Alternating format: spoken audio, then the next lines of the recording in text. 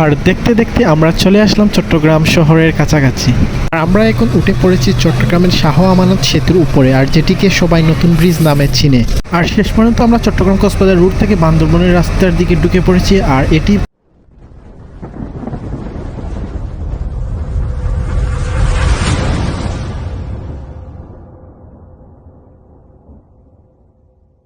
Hello everyone, welcome to my another new blog. আর আমি দীপঙ্করনাথ স্বপন আছি আপনাদের সাথে। আর এখন যখন রাত 2:05 আমরা এখন অবস্থান করছি মাধবপুর হাইওয়ে হোটেলের সামনে। মুমিনচুরা থেকে শ্রীমঙ্গল হয়ে বাইক চালিয়ে প্রচণ্ড কুয়াশার মধ্যে দিয়ে মাধবপুর আসতে আসতে আমাদের 12টা বেজে যায়। তারপর আমরা বিলাসের বাসায় গিয়ে আমাদের দুইটি বাইককে শেষ পর্যন্ত আমরা ডিসিশন নিলাম বাসে করে চট্টগ্রাম যাব। এখানে চট্টগ্রামের বাসের কোনো কাউন্টার নেই, সেজন্য আমরা এখানের সিকিউরিটি আমাদের পরিচিত থাকায় তার সাথে কথা বলে আমরা ম্যানেজ করে একটি বাস পাই চট্টগ্রামের। আর বাসটি আমার সামনে দেখতে পাচ্ছেন বিআরটিসি এসি বাস, এটি সিলেট থেকে লাস্ট ট্রিপ।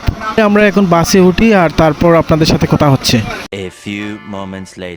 এখন যখন সকাল 6:52 আমরা অবস্থান করছি বাংলাদেশের সবচেয়ে ব্যস্ততম রোড ঢাকা চট্টগ্রাম হাইওয়েতে। এই গাড়িতে ওঠার পর অনেক টায়ার্ড হয়ে যাই, সেই জন্য একটু ঘুমিয়ে পড়ি। আর ঘুম থেকে উঠে দেখি মোটামুটি সকাল হয়ে গেছে, এজন্য বাসের ককপিট থেকে নাইটের কোনো ভিউ আপনাদেরকে দেখাতে পারিনি। আজকের ট্যুরটার আমাদের মূল প্ল্যান ছিল আমরা মাধবপুর যাব, গিয়ে পরের দিন সকালে আমরা বাইক নিয়ে বের হব বান্দরবনের উদ্দেশ্যে। কিন্তু কালকে আমরা যখন শ্রীমঙ্গল থেকে মাধবপুরে আসি তখন দেখলাম আমরা প্রচণ্ড ঠান্ডা এবং কুয়াশার মধ্য দিয়ে বাইক চালিয়ে আমাদের অবস্থা খুবই খারাপ হয়ে যায়। সেই জন্য আমরা ডিসিশন নিলাম মাধবপুর গিয়ে যদি কোনো বাস পাই চট্টগ্রামের, তাহলে আমরা মাধবপুর বাইক রেখে বাসে করে চলে যাব রাতেই চট্টগ্রাম। বান্দরবন যেতে হলে আমাদের প্রথম চট্টগ্রাম যেতে হবে, কারণ সিলেট থেকে কোনো বাস বান্দরবনের সরাসরি নেই। আর মাধবপুর গিয়ে কোনো কাউন্টার আমরা পাই না। তারপর একজন পরিচিত সিকিউরিটি মামার সাথে কথা বলে আমরা পর্যন্ত মাত্র একটি লাস্ট ট্রিপ পাই সিলেট থেকে চট্টগ্রামের উদ্দেশ্যে, আর সেটি হচ্ছে এই বিআরটিসি বাস। বিআরটিসি ছাড়া সিলেট থেকে যতগুলো বাস রয়েছে সবগুলোই 9টা থেকে 10টার ভিতরে চলে যায় চট্টগ্রামের উদ্দেশ্যে। সেই কারণে আমার বাধ্য হয়ে বিআরটিসিতে যেতে হচ্ছে। সিলেট থেকে চট্টগ্রামের নন এসি বাসের ভাড়া হচ্ছে 900 থেকে 1000 টাকা, মোটামুটি সবগুলোই বাস সার্ভিসের। আর এসি বাসের হচ্ছে 1200 থেকে 1300 টাকা। আমরা যখন সিলেট থেকে চট্টগ্রাম যাচ্ছি না, মাধবপুর থেকে যাচ্ছি চট্টগ্রামের উদ্দেশ্যে, সেই জন্য আমাদের এই বিআরটিসি বাসের ভাড়া পড়ছে 550 টাকা করে জনপ্রতি। আর এই ঢাকা চট্টগ্রাম হাইওয়েতে বাংলাদেশের মোটামুটি সব ধরনের বিলাসবহুল বাসই চলাচল করে। আর দেখতে দেখতে আমরা চলে আসলাম চট্টগ্রাম শহরের কাছাকাছি। সিলেট থেকে চট্টগ্রামের দূরত্ব প্রায় 400 কিলোমিটার, তা বাসে করে 8 থেকে 10 ঘন্টা সময় লাগে যেতে। যাই হোক, আমরা এখন চট্টগ্রাম শহরে গিয়ে বাস থেকে নামবো। বাস থেকে নেমে অটো বা সিএনজিতে করে আমাদের যেতে হবে নতুন ব্রিজ। নতুন ব্রিজ থেকে আমরা বান্দরবনের উদ্দেশ্যে আবার রওনা দিতে হবে বাসে করে।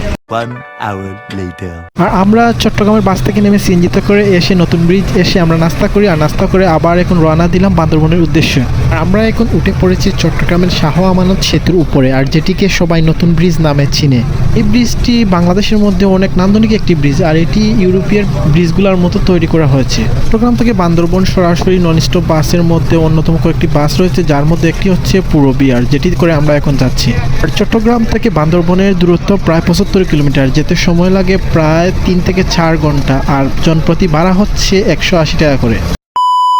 আর শেষ পর্যন্ত আমরা চট্টগ্রাম কক্সবাজার রুট থেকে বান্দরবনের রাস্তার দিকে ঢুকে পড়েছি। আর এটি বাংলাদেশের অন্যতম সুন্দর একটি রাস্তা।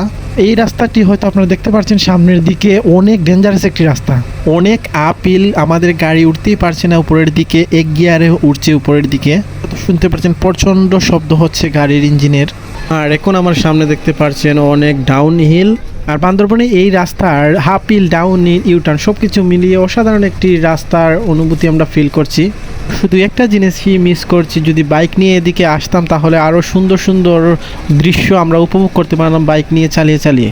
সেই জন্য আশা করি নেক্সট টাইম আমরা যখন বান্দরবন আসবো আমরা বাইক নিয়ে আসার চেষ্টা করব।